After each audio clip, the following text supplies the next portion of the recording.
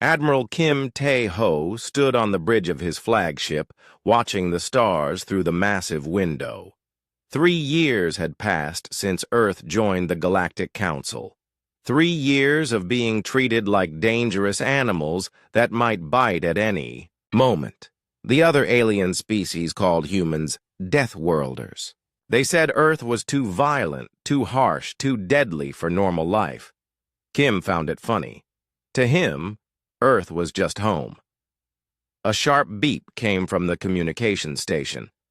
Lieutenant Park Jisoo turned around, her face pale. "Admiral, we're getting a distress signal." It's bad, sir." Kim walked over to her station. "Put it through." The message crackled with static and fear. The voice belonged to someone who had never known war, someone gentle and kind. "Anyone who can hear this message, please help us. The Krog ships block out our sun. Our people are dying. We have no weapons, only tools for healing and growing things. Our children hide in the deep caves while the sky burns above them." The signal cut to static. Kim felt his jaw tighten. He knew that tone of voice. He had heard it before, during the border wars on Earth. It was the sound of innocent. "People about to die. Where did that come from?" Kim asked. Park checked her readings. "Sanctuary Prime, Admiral. That's the Veltari homeworld. It's about 6 days from here at maximum speed." Kim nodded. The Veltari were peaceful plant-like beings who spent their time growing beautiful gardens and making art. They had never hurt anyone. Their whole society was built around helping things grow and flourish. "Sir," Park continued, "there's more. I'm picking up Krog military signatures in that system. Lots of them." The bridge went quiet. Everyone knew about the Krog Dominion. They were silicon-based life forms that looked like walking rocks with too many teeth. They conquered other species and used them as slaves. The Krog believed that might made right, and they had a lot of might. Captain Lee Hyun-woo stepped up beside Kim. "Admiral, we should contact the Galactic Council. This is exactly the kind of situation they're supposed to handle." Kim wanted to laugh, but it came out bitter. "You think they'll help?" The answer came faster than expected. Within an hour, the Council's response arrived on Kim's personal communicator. The message was short and cold. "The situation with the Veltari is unfortunate but expected. The Krog Dominion has superior military strength. Intervention would be costly and likely to fail. The Council advises all members to avoid the Sanctuary Prime system until the conflict resolves." Lee read the message over Kim's shoulder. His face turned red with anger. "Costly? They're talking about people's lives like they're discussing the price of fuel." "That's politics for you," said Commander Yoon So-young from her intelligence station. "The Council doesn't want to fight the Krog. Too dangerous. Too expensive." Kim looked around his bridge. These were good people, all of them. They had joined the fleet to protect others, not to sit around while innocent beings died. "What do you think?" he asked the room. Lee spoke first. "We can't just let this happen. Since when do we let bullies pick on people who can't fight back?" Dr. Park Hana, the ship's expert on alien life, looked up from her science station. "The Veltari have helped us many times. They shared their medical knowledge with our hospitals. They taught us how to grow food in space. They've been nothing but kind to humanity." Yoon was more careful with her words. "Sir, if we go against Council orders, there will be consequences. Political ones, economic ones. Some species might stop trading with us." Kim understood what she meant. Humanity was still new to galactic politics. They needed friends, needed allies. Going against the Council could make them enemies. But then, he thought about the voice in that distress call. The fear, the desperation. The knowledge that death was coming and no one would help. "How many ships do we have in the fleet right now?" Kim asked. Lieutenant Cho Woo-jin, the fighter squadron leader, pulled up the numbers on his screen. 200 warships, Admiral, 50,000 fighters, plus all the support vessels. And how long would it take us to reach Sanctuary Prime? 6 days at full speed, replied the navigation officer. Kim made his decision. Send a message to all ship captains. Emergency meeting in Conference Room Alpha in 1 hour, and send a coded message to Earth Command.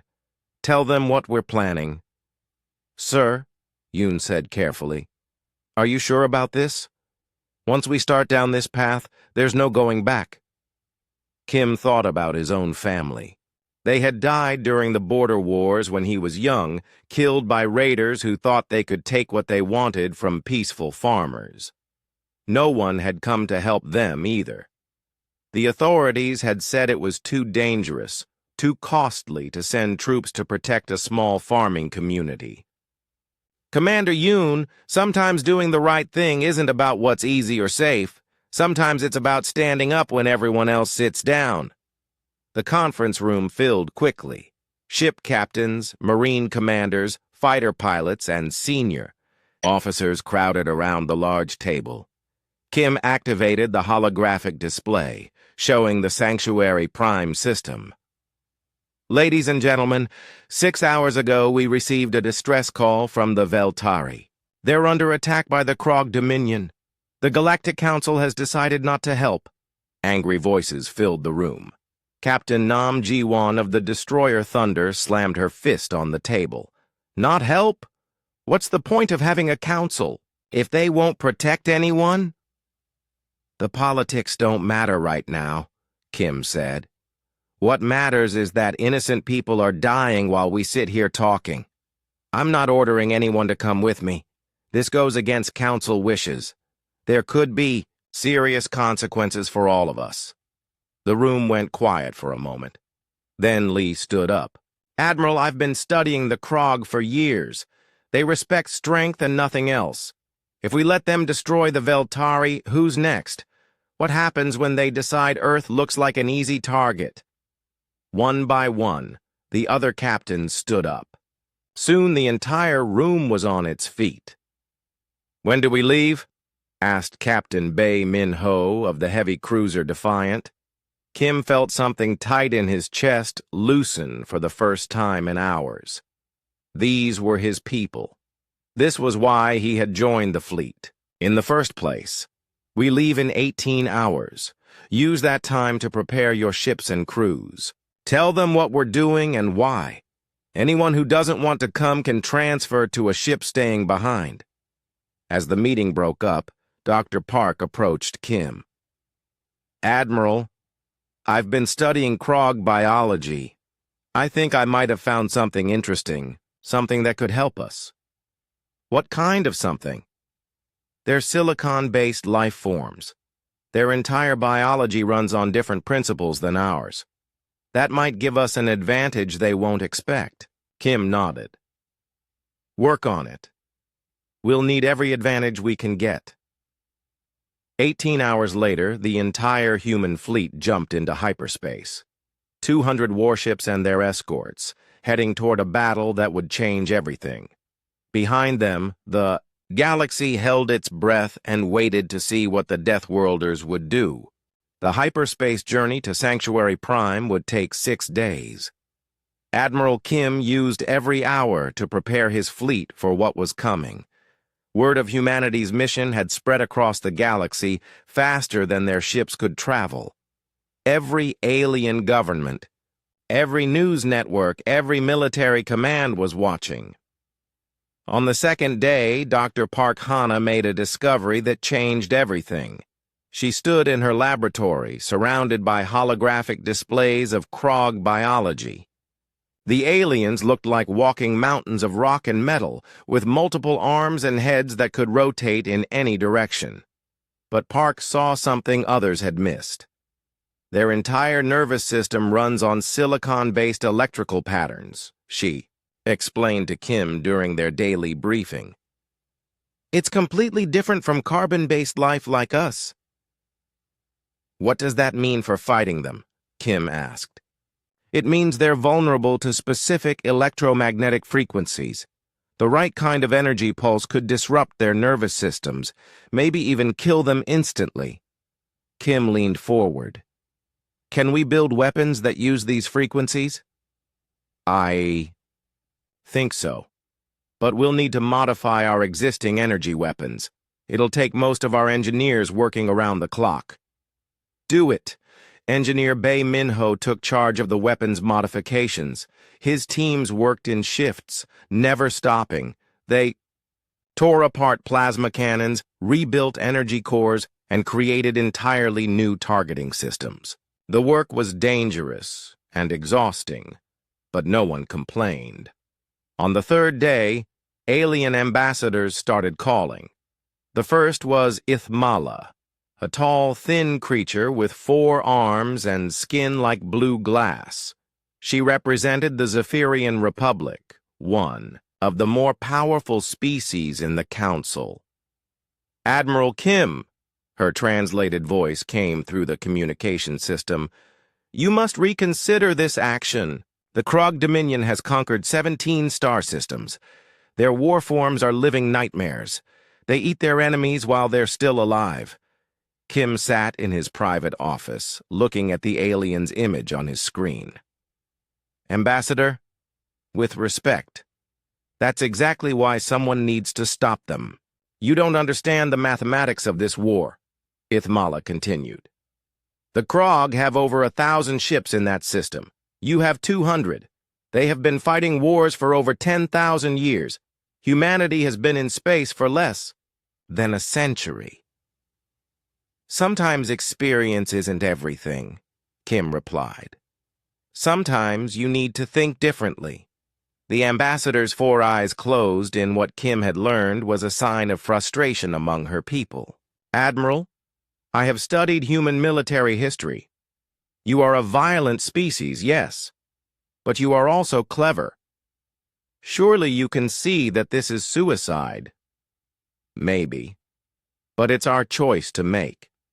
After Ithmala disconnected, Kim got similar calls from 12 other ambassadors. They all said the same thing. Turn around, go home, don't get involved. The Krog were too strong, too experienced, too ruthless. None of them mentioned the Veltari who were dying while they talked. On the 4th day, Communications Officer Jang Eun-ji intercepted Krog military transmissions. She brought the recordings to Kim with a grin on her face. Listen to this, Admiral. The Krog voice sounded like rocks grinding together, even through the translation software. Soft carbon-based weaklings approach from the Rim territories. Their ships are small and their weapons primitive. We will crush them like we crush all inferior species. Kim laughed. It was the first time he had laughed in days. They think we're weak. Gets better, Jang said, playing another recording. This one is from their war prime, their military commander. The second voice was deeper, more confident. These humans come from a world they call Earth. Our intelligence reports say it is a garden world with gentle weather and peaceful animals. They have never faced real warriors. We will demonstrate why the Krog rule the galaxy. A garden world? Kim shook his head. They really don't know anything about us, do they? Captain Lee found Kim later that day in the observation deck, staring out at the stars rushing past them in hyperspace. Penny for your thoughts, Admiral? Just thinking about what we're flying into, Kim replied. The aliens are right about one thing. The Krog have been doing this a lot longer than we have. Lee joined him at the window. True, but they've been doing it the same way for thousands of years, fighting the same enemies, using the same tactics. We're something new. You really think we can win? I think we can do something the Krog won't expect, and sometimes that's enough. On the 5th day, Engineer Bay reported that the weapon modifications were complete. Kim toured the ship to see the changes for himself. The plasma cannons now hummed with a different frequency. The missile warheads carried electromagnetic pulse generators instead of conventional explosives. Even the fighter craft had been equipped with the new technology. "Will it work?" Kim asked Bay as they stood in the main weapons bay. "On paper, yes. In reality?" Bay shrugged. "We'll find out soon enough." Lieutenant Cho gathered all the fighter pilots for a final briefing. The hangar bay was packed with young men and women who would be flying into battle in less than 24 hours. Some looked excited. Others looked scared. All of them looked determined. "I'm not going to lie to you," Cho told them. "This is going to be the hardest fight any of us have ever faced. The Krog have more ships, bigger guns, and they've been doing this since before humans learned to make fire." He paused, looking around at the faces watching him. "But we have something.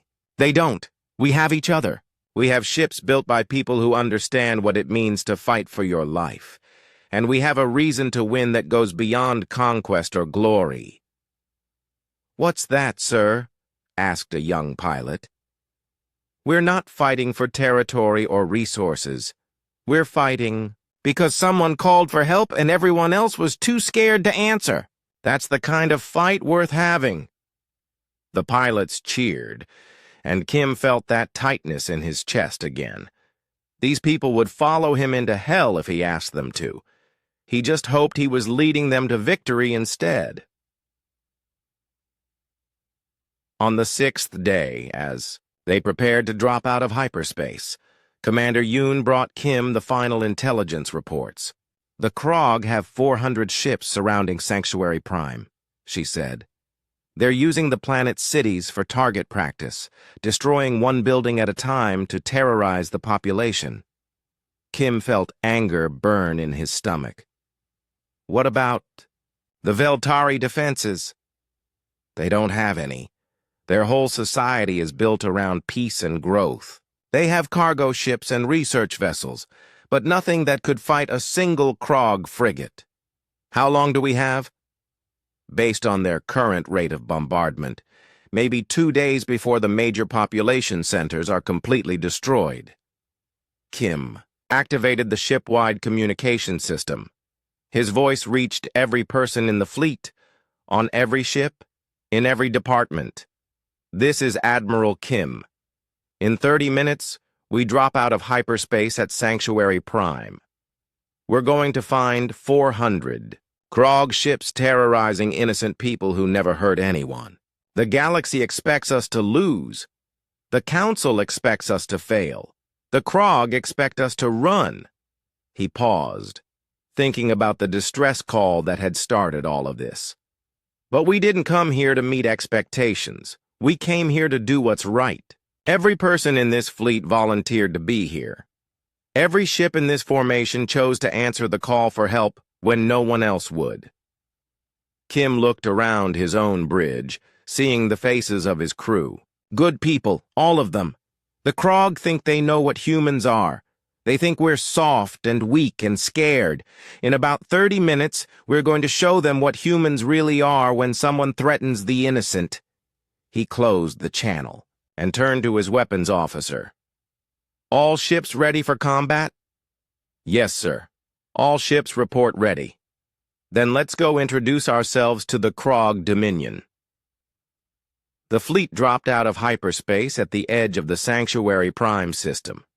Ahead of them, a blue and green world hung in space like a jewel. Around it, hundreds of dark shapes moved like insects, raining fire down on the surface. Kim sat in his command chair and gave the order that would change everything. "All ships. This is Thunder Actual. We didn't come here to negotiate." He smiled, thinking about all the people who said this was impossible. "Light them up." The human fleet emerged from hyperspace like a storm breaking over calm water. Admiral Kim watched his tactical display light up with red dots as the sensors found their targets. 400 Krog ships surrounded the beautiful blue world of Sanctuary Prime, and every single one was firing at the surface. "My God," whispered Captain Lee, staring at the main screen. Cities burned on the planet below.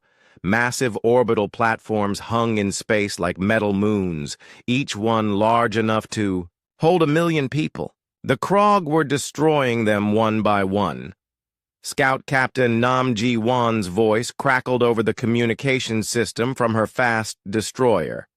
"Admiral, I'm reading approximately 400 Krog vessels. They range from small frigates to massive dreadnoughts. They're using the population centers for target practice." Kim felt his hands clench into fists. The Krog weren't just conquering the Veltari. They were playing with them, destroying their world slowly to cause maximum terror and suffering. "All ships, this is Thunder Actual," Kim said into his microphone. His voice carried to every human vessel in the fleet. "We didn't come here to negotiate. Light them up." The human fleet opened fire. Lieutenant Cho led the first wave of fighters, 50,000 small craft screaming toward the Krog formation. The enemy ships were huge, some of them over a mile long, covered in thick armor that looked like stone, but they moved slowly, like floating mountains. Cho's fighters moved like angry wasps. "All squadrons, this is Lightning Lead," Cho called over the fighter frequency. "Remember your training. Hit the soft spots and keep moving. Don't give them time to lock onto you." The first salvo of human missiles reached the Krog ships. Dr. Park's electromagnetic frequency warheads detonated in brilliant flashes of light. For a moment, nothing seemed to happen. Then the Krog ships began to come apart. The massive stone-like hulls cracked and split. Metal supports bent and snapped. Entire sections of the enemy ships simply dissolved as their silicon-based structure failed. 3 Krog carriers, each one the size of a small city, broke apart and tumbled into Sanctuary Prime's atmosphere like burning meteors. On the bridge of the flagship, Dr. Park watched her instruments with amazement.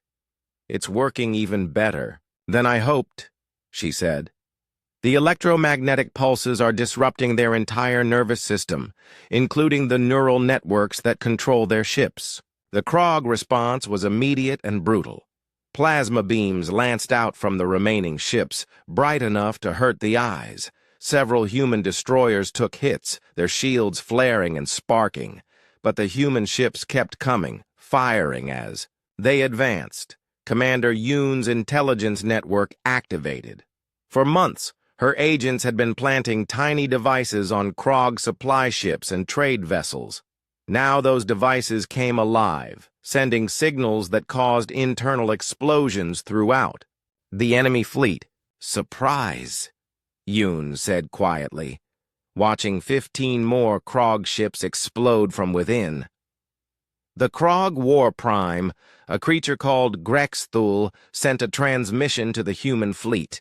His voice sounded like boulders grinding together, even through the translation system.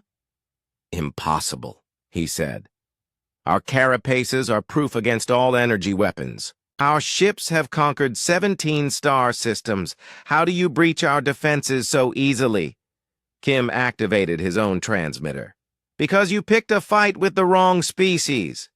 The battle raged for 47 minutes. When it ended, the first wave of Krog forces had been completely destroyed. 400 ships reduced to floating wreckage and drifting debris. The humans had lost only 3 vessels, all destroyers that had taken direct hits from the massive Krog plasma cannons. But Kim knew this was just the beginning. "Sir," Communications Officer Jang reported, "I'm picking up hyperspace distortions at the edge of the system. Something big is coming." Dr. Park looked up from her science station, her face pale. Admiral, those energy signatures, they're massive. Whatever's coming is much larger than anything we just fought. The space around Sanctuary Prime twisted and bent. Reality seemed to fold in on itself. And then the reinforcements arrived. 1,200 Krog ships dropped out of hyperspace in perfect formation.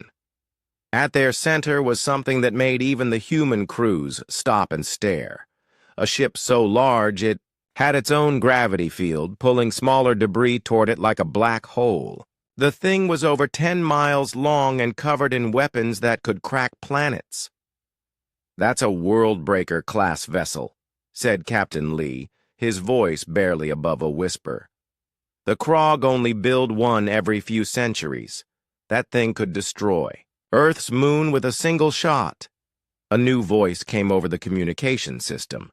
This one was deeper, more commanding, filled with the confidence of someone who had never lost a battle. "I am War Supreme Ketgoros," the voice announced.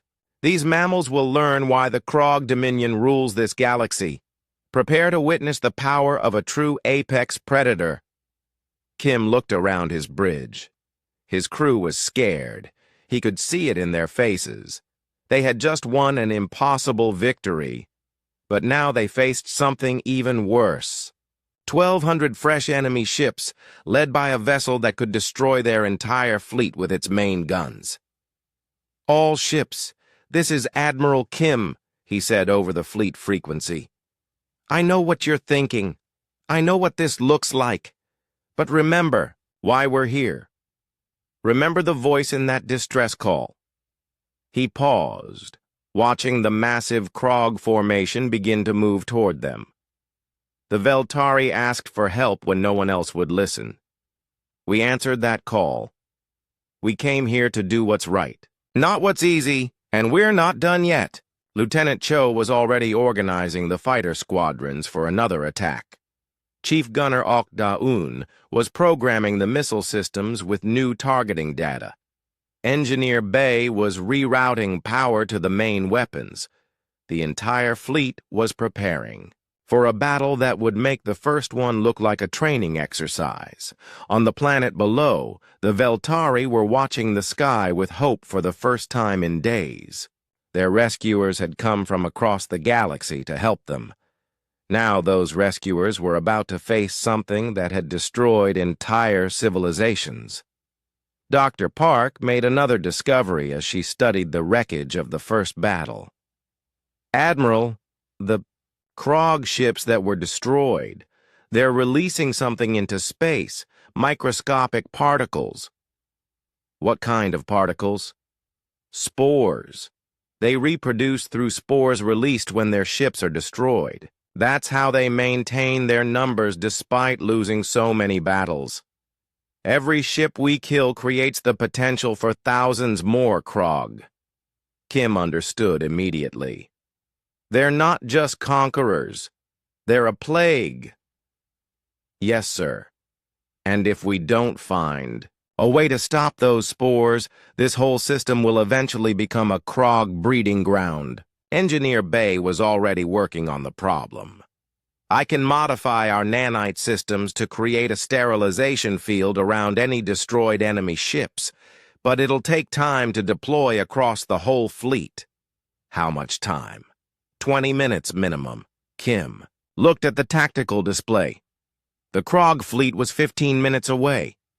"Do it," he ordered. "All ships prepare for Phase 2. This is going to get ugly." The War Supreme's vessel fired its main weapon. A beam of pure destruction lanced across space, bright enough to blind anyone looking directly at it. Captain Lee saw it coming and threw his ship into an emergency dive. The beam passed overhead, close enough to overload several systems. "That was a warning shot," Lee said grimly. "The next one won't miss." Kim made a decision that would haunt him for the rest of his life. "All ships, this is Thunder Actual. Execute Broken Arrow Protocol." The fleet went silent for a moment. Broken Arrow meant using humanity's most terrible weapons, the ones they had hoped never to deploy. nuclear mines that could sterilize entire star systems, kinetic bombardment platforms that could shatter planets, biological agents designed to destroy specific types of life. "Sir," Commander Yoon said quietly, "are you sure about this?" Kim thought about the Veltari children hiding in caves while their world burned above them. He thought about the 17 star systems the Krog had already conquered, and the billions of people who were now slaves or dead. "Sometimes being the good guys means doing terrible things to terrible people," he said. "Fire everything." The second battle was about to begin, and it would be unlike anything the galaxy had ever seen. The Deathworlders were about to show the universe what they were truly capable of when they stopped holding back. War Supreme Ketgoros was about to learn why humanity was feared across the stars. The second battle began with humanity unleashing weapons that made the first fight look like a training exercise. Admiral Kim watched from his bridge as nuclear mines detonated in perfect sequence, creating a wall of destruction between the human fleet and the advancing Krog armada. War Supreme Ketgoros was not impressed.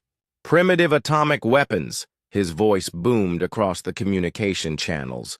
"We have faced such toys before. Watch how easily we brush aside your pathetic defenses." The massive Krog World Breaker fired its main cannon again. This time, the beam punched through the nuclear explosions like they were nothing more than fireworks. 3 human destroyers vanished in an instant, their crews vaporized before they could even scream. But Kim had expected this. The nuclear mines weren't meant to stop the Krog. They were meant to hide what came next. Chief Gunner Okta Yoon had been working on something special during the journey to Sanctuary Prime. She called it hyperspace artillery, kinetic bombardment, platforms that could fire through hyperspace itself, striking targets before they fully emerged into normal space. "Firing solution ready," OK reported. "Target, the War Supreme's command ship. Fire." Space twisted around the Krog World Breaker as massive tungsten rods materialized inside its hull. The kinetic energy was incredible. Each rod hit with the force of a nuclear bomb, but without the radiation. The enemy ship's thick armor meant nothing against weapons that appeared inside its defenses. The World Breaker shuddered and began to list to one side. Atmosphere vented from dozens of holes in its hull, but it didn't die. The ship was too massive, too well built. It would take more than kinetic strikes to bring it down. "Impressive," War Supreme Ketgoros admitted. "But you have merely angered me. Now you will see why we are the apex predators of this galaxy." The real battle began. 1,200 Krog ships advanced in perfect formation. Their plasma weapons lit up space like a deadly rainbow. Human ships scattered and regrouped, using their superior speed and maneuverability to avoid the worst of the enemy fire. Lieutenant Cho led his fighters in desperate attacks against the enemy capital ships. The small human craft darted between the massive Krog vessels like insects attacking elephants.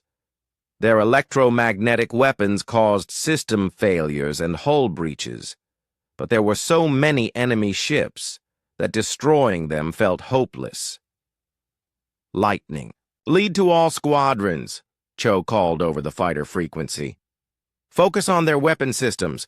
We can't destroy these things, but we can maybe blind them." The fighters swarmed over a Krog battleship, their energy weapons targeting sensor arrays and gun turrets. The massive ship began firing wildly, unable to track the fast-moving human craft. But for every weapon they disabled, 10 more kept firing. On the flagship bridge, Dr. Park made a horrifying discovery. "Admiral, I'm reading massive spore releases from the Krog ships we've damaged, but these spores are different from the ones we saw before. Different how? They're not just reproductive spores. Some of them are weapons, biological agents designed to consume organic matter and convert it into more Krog material. Kim felt his blood turn cold. Are you saying they're trying to turn the planet into a giant Krog breeding ground? Yes, sir. And if those spores reach the surface, every living thing on Sanctuary Prime will be consumed and converted. Engineer Bay's voice came over the communication system from the engine room. Admiral, I've got the nanite sterilization systems online, but deploying them across the entire fleet will take all our remaining power. We'll be sitting ducks until the systems come back online. Kim looked at the tactical display. The human fleet was taking heavy casualties. 30 ships had been destroyed, and more were being damaged faster than they could be repaired. The Krog advance seemed unstoppable. But then Captain Lee did something that changed everything.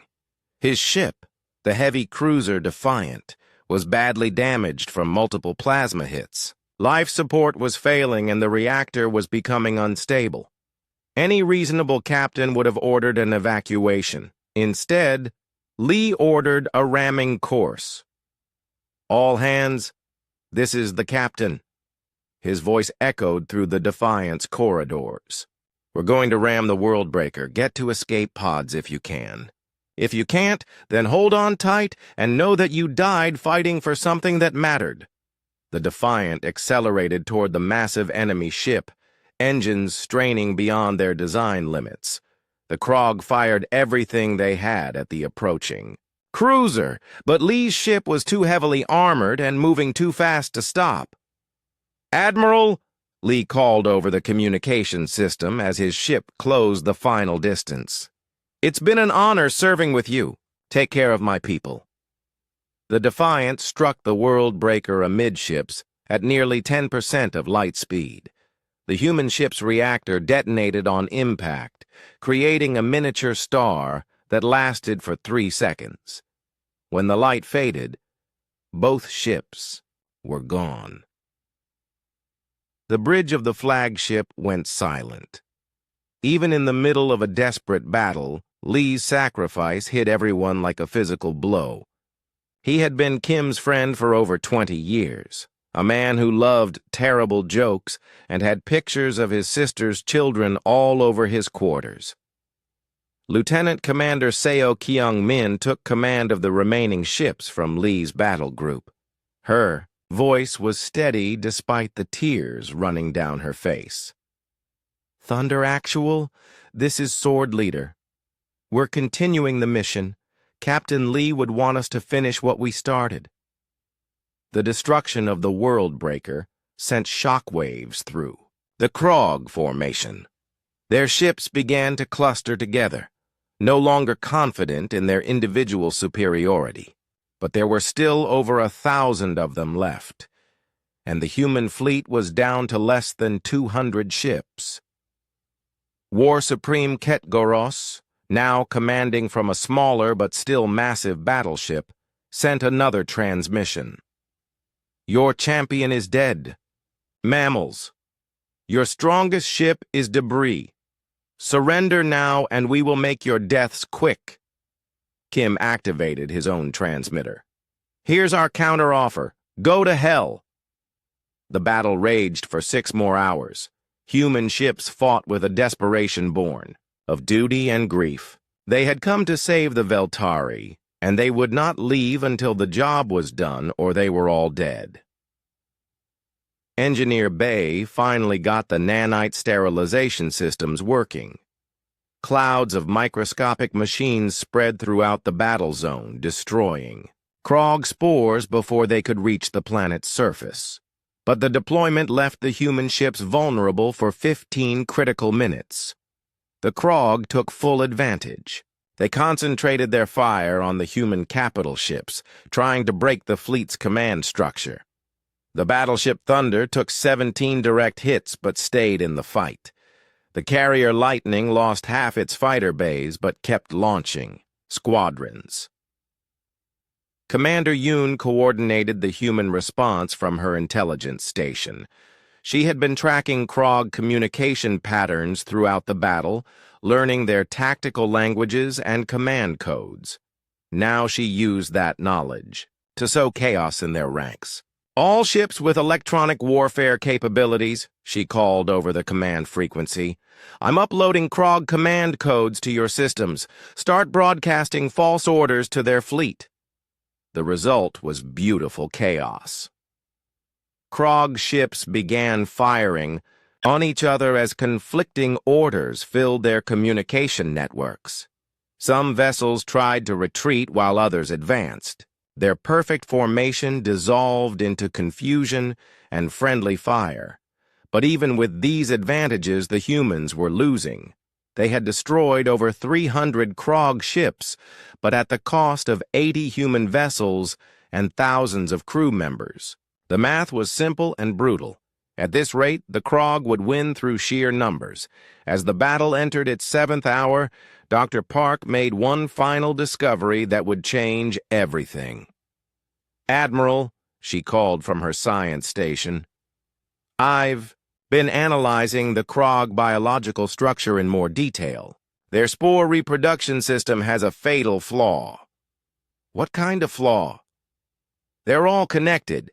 Every Krog in the galaxy shares a quantum-entangled nervous system. It's how they coordinate across vast distances.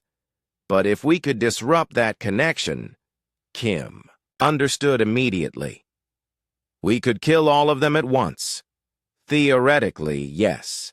But it would require a massive electromagnetic pulse, something far beyond what our current weapons can produce." Engineer Bay's voice came over the intercom. "Actually, Admiral, I might have an idea about that." Kim looked around his bridge. Half his crew was wounded or dead.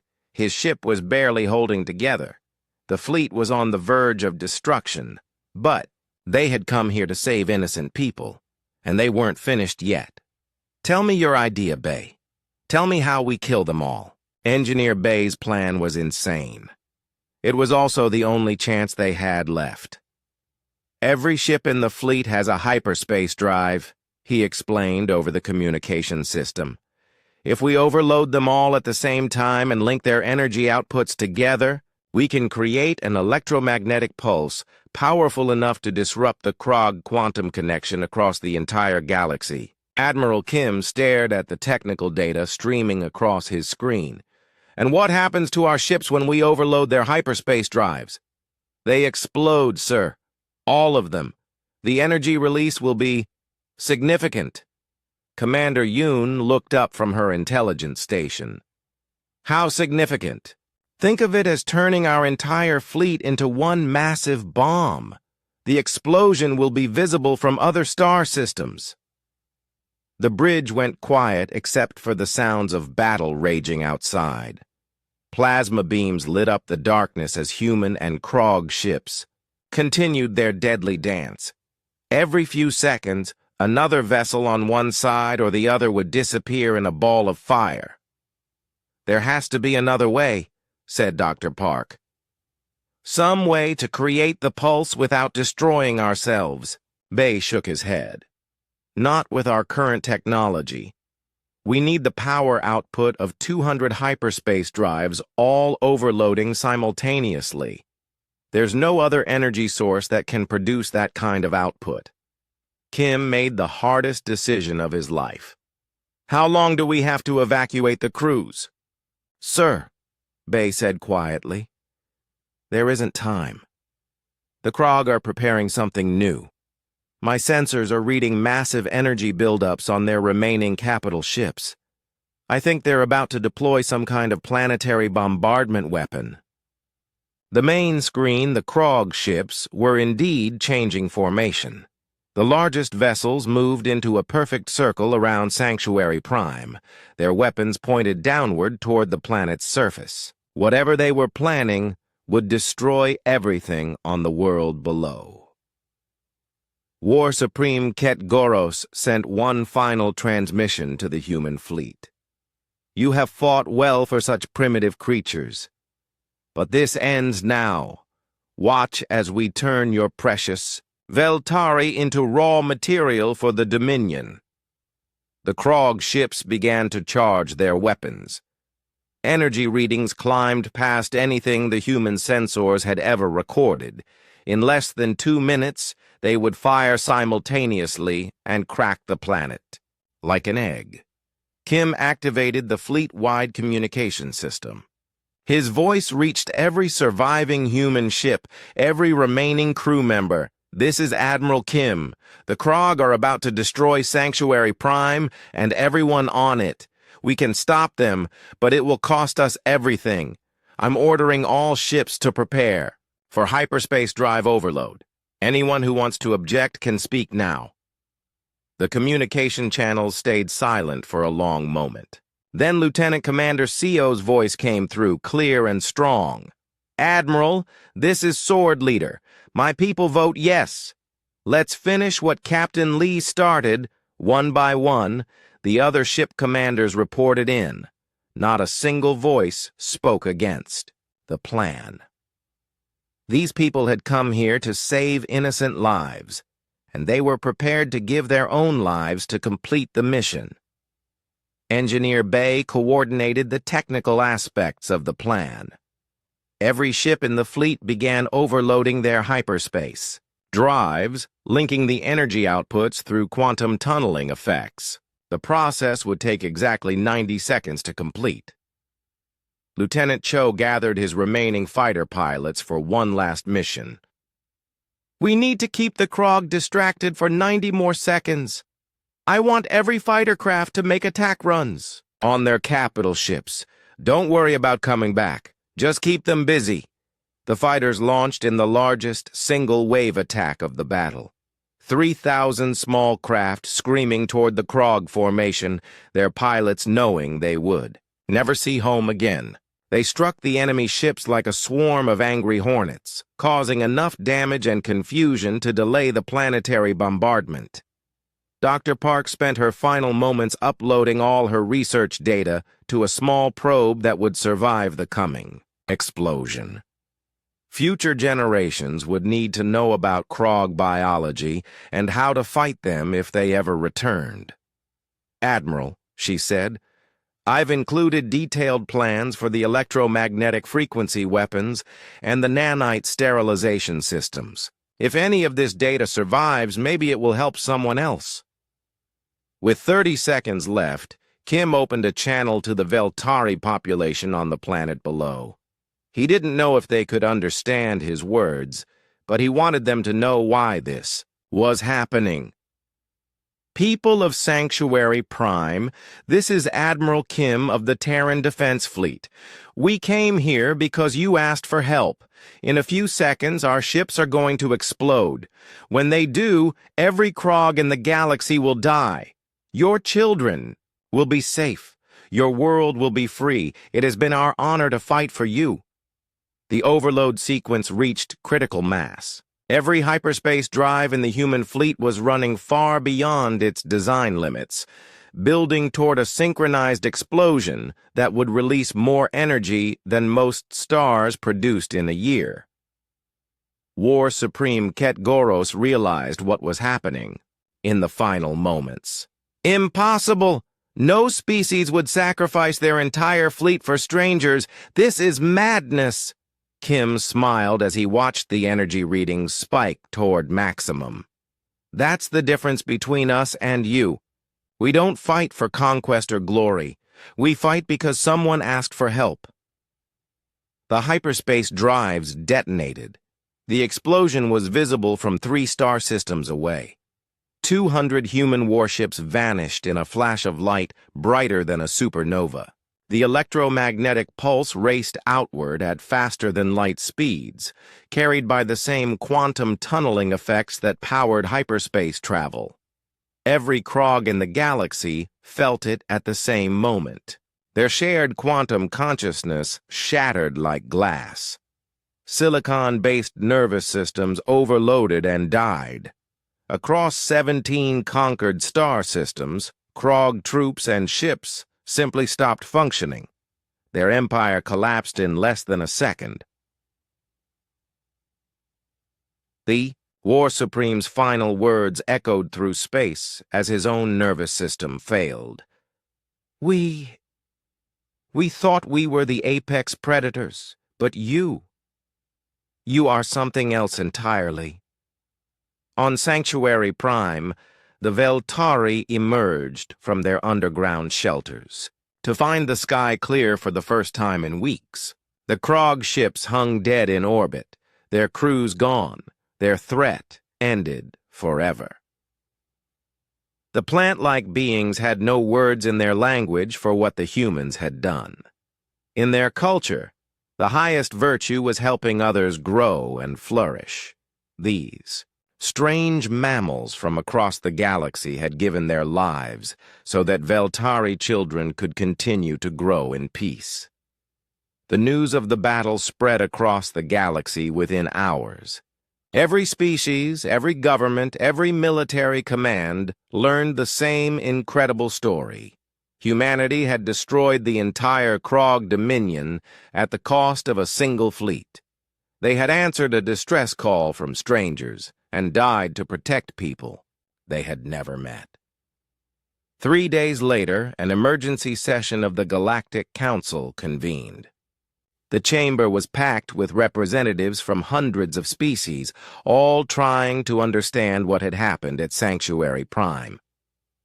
The Zephyrian ambassador Ithmala spoke first.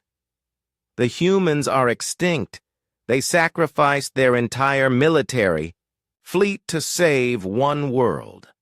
This level of altruism is unprecedented in galactic history. But she was wrong. Humanity wasn't extinct. The fleet that died at Sanctuary Prime had been Earth's entire military force, but Earth itself remained untouched. Within weeks, news came that the humans were already building new ships, training new crews, and preparing to take their place as the galaxy's protectors. A year later, the first human embassy opened on the Veltari homeworld. The building was designed like a garden, with growing things and flowing water, because the Veltari wanted their human friends to feel at home. Ambassador Park Jin-woo, Dr. Park's younger brother, gave the dedication speech. We didn't come to your world as conquerors or traitors. We came because you needed help. That's what humans do. That's what we'll always do. The Veltari leader, an ancient being called Melanitos, replied through a translation device. Your people gave everything to save ours. We will never forget. When the stars burn out and the universe grows cold, the Veltari will still sing songs about the day the humans answered our call. Within 5 years, no species in the galaxy would dare attack a world under human protection. The phrase Deathworlders was no longer spoken with fear, but with respect and admiration. Children across hundreds of worlds learned the story of Sanctuary Prime in their schools. They learned about Admiral Kim, who chose duty over safety, about Captain Lee, who gave his life to protect others, about Dr. Park, who found a way to defeat an ancient enemy, about Engineer Bay, who turned defeat into victory, but most of all, they learned about the simple truth that had driven everything.